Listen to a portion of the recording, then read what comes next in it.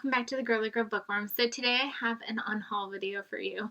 I feel like I haven't filmed one of these in a long time. I feel like I've definitely gotten rid of a whole ton of books recently in the past few months where I just have gotten rid of them and didn't say anything about them, but I just felt like I had a huge stack growing and I was like, you know what, I might as well just share with you where my head is at. Majority of these I have read or attempted to read.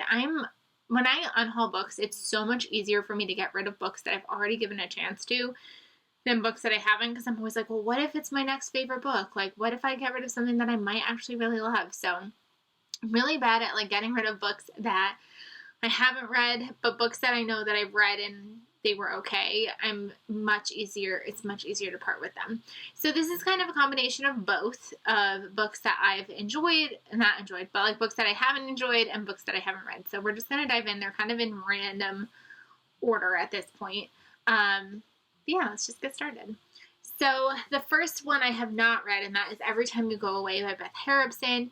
I have found recently that I have strayed very far away from just regular women's fiction chick lit-y type books because I feel like they follow very similar topics of grief or people who are going through their husband leaving them or adultery. And it's just, I don't have time for that right now. That's not the type of reading that I want to be doing.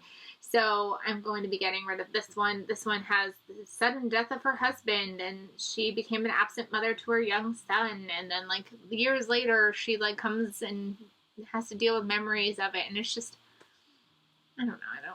I don't want to. I like Beth Harrison, but just nothing about that sounds appealing to me right now. When We Left Cuba by Chanel Cleeton, I just read this one, didn't really enjoy it. I'm keeping Next Year in Havana, and then I have The Last Train to Key West that I still need to read, but I just feel like I don't feel the need to keep this on my shelf. I'm not going to keep reading the series at this point, besides what I already own. If she writes something else, if it's by itself, maybe, but for right now, I don't feel the need to keep this one when I restart it. I'm going to end up passing on Red, White, and Royal Blue by Casey McQuiston. I enjoyed it to an extent, but I just feel like I know that more people love this one, so I would think that somebody else would greater appreciate it being on their shelf than me, where I've already read it and I've already, I've been there, done that kind of situation. The Neighbor's Secret by L. Alison Heller, just because I almost DNF'd it, so the fact that I even finished it was a big milestone, but it didn't do much for me, so it can go. The Missing Hours by Julia Dahl. This is an arc that I was sent from Minotaur, and it was fine. I didn't love it, so I don't feel the need to keep it on my shelf. Misery by Stephen King was really bad, and I did not enjoy my reading experience of this one, so it's gonna go. The War Widow by Tara Moss. This one kind of kills me because I paid almost full price for this one, but it didn't do it for me. I love the cover, but I just know it's not something that I'm going to be like, oh man, do you remember that time you read that? I didn't love it, so it's gonna go. Passing by Nella Larson. This one just didn't do it for me. It's a short, nice, classic little book that maybe somebody else will enjoy, especially now that there's the Netflix or Amazon adaptation coming out of it, so somebody will want to read that before that comes out. We've got The House of Correction by Nikki French. Another one that I just found to be okay.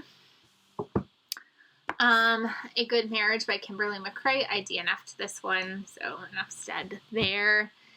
This next huge stack are books that I have not read. We've got Lake Season and Sailing Lessons by Hannah McKinnon. I don't know, just, like I said, that woman's fiction that I'm not really gravitating towards. The Forever Summer by Jamie Brenner, similar situation. I normally love Susan Mallory, but this one I was reading the back and it was she's blindsided by her husband sleeping with a pop sensation. And then the other sister, she just, her breakup, she goes through a breakup and now she wants to be a surrogate. And then the other sister, her fiance's brother breaks up with her. So it's just they're all three of them are going through breakups at the same time. I don't have the energy for that.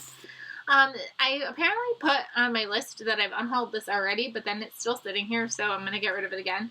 But this one is like the first book in a 20-book series, and I don't have time for that. Hungry Hearts, I really want to read this one, but I am really bad when it comes to reading books like this, where like they're like individual short stories. I'm really bad at it. I can't maintain my focus. I always want more stories that are fleshed out, and I don't know why I grabbed it. I mean, I grabbed it because it's about food, and I love books about food, but for some reason I never prioritize it. And then these two are because of recent reads of Beatrice Williams. I've just realized, like, she's just not for me. I've tried her 4 or 5 times. She's not for me. They're gonna go. We've got Mine by Courtney Cole. This was an okay reading experience, nothing special. Surprisingly Gungle. I picked this one up this summer. I was really excited for it, and then I picked it up. I got about 53 pages in and then never continued and never had any interest to continue. So I think that's a sign that it just needs to go. Same thing happened with The Power Couple. I put it down as a temporary break, and then I've never been interested in picking it back up again. So a sign that it needs to go. Montauk, I just never prioritize it. I've seen really horrible reviews for it, and I don't have time for books that aren't going to be good. The Escape Room, it was okay. I'll never reread it. I love The Night Swim, just not this one. Inheritance and American Predator, these are both nonfiction books that I listened to on audio, and they were okay. Nothing special, nothing that I really like feel the need to like keep. I won't like re-reference them at all. The Inheritance of Arquidea Divina, I listened to this one on audio, and I just didn't connect with this one at all, and I think that there are other people that will like it much more than I did. Shockingly, This Tender Land and I Were Not Friends. Everybody else loves this book, and I just found it to be okay.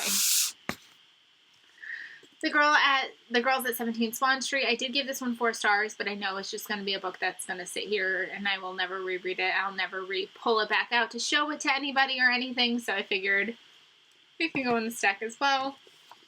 The Husband Hour by Jamie Brenner. I've read this one, but I figured I was getting rid of the other Jamie Brenner, so I might as well get rid of this one. After the Flood by Cassandra Montag. I traded for this one. So this was somebody else's arc, and then I traded for it, and I read it, and it was okay. Nothing I will ever reread. We've got The Golden Hour by Beatrice Williams. We just talked about her. I did not really enjoy this one. I've tried 4 or 5 of her books at this point, and I've only loved one of them, so I think it's just time for me to break up with her. I'm keeping the one I loved, but the rest are going. Then Big Summer by Jennifer Weiner. Just didn't do it for me. It didn't know what genre it wanted to be. If it stuck to one, I might have been able to enjoy it, but I didn't. And then Send for Me by Lauren Fox, which was a huge disappointment. So this one is also going. So yeah, those are all the books that I am unhauling this fall. I still haven't decided what I'm going to do with them yet. I know my library is back to taking books. I could potentially sell them, but I haven't fully decided on what I want to do about them yet. But we'll see. They're definitely leaving my house at some point. I hope you guys enjoyed this video, and I will see you guys really, really soon. Bye, everybody.